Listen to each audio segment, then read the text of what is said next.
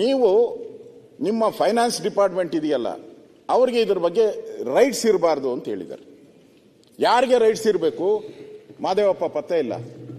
ಆ ಸಮಾಜ ಕಲ್ಯಾಣ ಇಲಾಖೆಗೆ ಇಷ್ಟು ದುಡ್ಡನ್ನ ಟ್ರಾನ್ಸ್ಫರ್ ಮಾಡಿಬಿಡ್ಬೇಕು. ಅವರು ಸಮಾಜ ಕಲ್ಯಾಣ ಇಲಾಖೆಗೆ ಇಷ್ಟು ದುಡ್ಡನ್ನ ಟ್ರಾನ್ಸ್ಫರ್ ಮಾಡಿಬಿಡ್ಬೇಕು. ಸಮಾಜ ಕಲ್ಯಾಣ ಇಲಾಖೆಯ ಮಂತ್ರಿ ಅಂದ್ರೆ ಅವನು ಪವರ್ಫುಲ್, ಎಷ್ಟು ಪವರ್ಫುಲ್ ಆಗ್ತಾನೆ ಅಂತ. ಆ ಮಂತ್ರಿ ಏನ್ ಮಾಡ್ತಾನೆ, ಯಾವ ರೀತಿ ಮುಖ್ಯಮಂತ್ರಿಗಳು ಒಂದು ತಿಂಗಳು ಮುಂಚೆನೆ ಎಲ್ಲ ಇಲಾಖೆಯನ್ನು ಕರೆದ್ಬಿಟ್ಟು ನಿಮ್ಗೆ ಎಷ್ಟೆಷ್ಟು ಬೇಕಪ್ಪ, ಎಷ್ಟೆಷ್ಟು ಖರ್ಚು ಮಾಡ್ತೀರಾ, ಹೋದ್ ಸರಿ ಎಷ್ಟು ಖರ್ಚು ಮಾಡಿದ್ರಿ, ಯಾಕೆ ಖರ್ಚು ಮಾಡಿಲ್ಲ, ಇವೆಲ್ಲ ಪ್ರಶ್ನೆ ಅವ್ರು ಕೇಳಬೇಕು. ಆ ಮಂತ್ರಿ ಕೇಳಿಬಿಟ್ಟು ಕಳೆದ ಬಾರಿ ನೀವೇನ್ ಮಾಡಿದ್ದೀರಾ, ಆ ಯೋಜನೆಗೆ ತಕ್ಕಂತೆ ಅವರು ಕೆಲವು ಯೋಜನೆಗಳನ್ನ ಅವರು ಡೂಪ್ಲಿಕೇಟ್ ಕೊಡ್ತಾರೆ.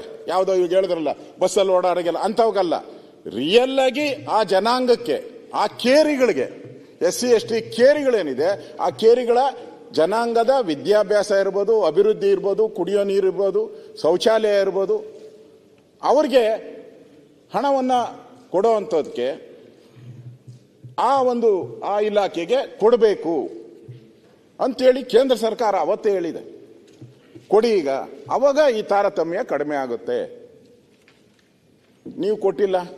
ಇಲ್ಲಿ ಫೈನಾನ್ಸ್ ಡಿಪಾರ್ಟ್ಮೆಂಟೇ ದೊಡ್ಡ ಇದು ಮಾನಪಲ್ಲಿ, ಅವ್ರನ್ನೇನು ಹಿಡಿಯೋರು ಕೇಳೋರು ಏನೂ ಇಲ್ಲ.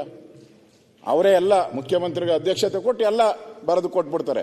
ಆ ಡಿಪಾರ್ಟ್ಮೆಂಟ್ ಏನು ಇದೇ ಇಲ್ಲ, ಮರ್ಯಾದೆನೇ ಇಲ್ಲ, ಸ್ವತಂತ್ರ ಇಲ್ಲ. ಆ ಡಿಪಾರ್ಟ್ಮೆಂಟ್ಗೆ ಸ್ವತಂತ್ರವಾಗಿ ಹಂಚಬೇಕು. ಅದರಲ್ಲಿ ಹೇಳಿದ್ದಾರೆ ಮಾನಿಟರ್ ಮಾಡಿ ಅಂತ ಹೇಳಿದ್ದಾರೆ. ಇದರಲ್ಲಿ ಪ್ಲಾನ್ ಅಲ್ಲಿ ಯಾವ ಟು ಮಾನಿಟರ್ SC ST ಹಣನ ಒಂದು ನ್ಯಾಯ ಪೈಸೆ ದುರುಪಯೋಗ ಆಗುವಂತ ಮಾನಿಟರ್ ಮಾಡೋ ಅಧಿಕಾರನೂ ಆ ಇಲಾಖೆ ಕೊಟ್ಟಿದ್ದಾರೆ. ನೀವೆಲ್ಲಿ ಕೊಟ್ಟಿದ್ದೀರಾ?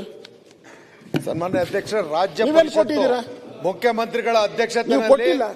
ವರ್ಷಕ್ಕೆ 2 ಬಾರಿ ಸೇರಿ ರಾಜ್ಯ ಪರಿಷತ್ನಲ್ಲಿ ಈ ವಿಚಾರ ಸಮುದಾಯದ ಪರವಾಗಿ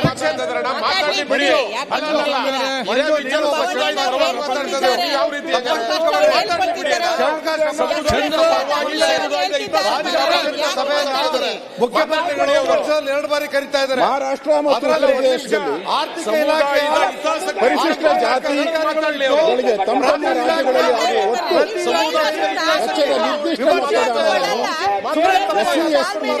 ಯೋಜನೆಗೆ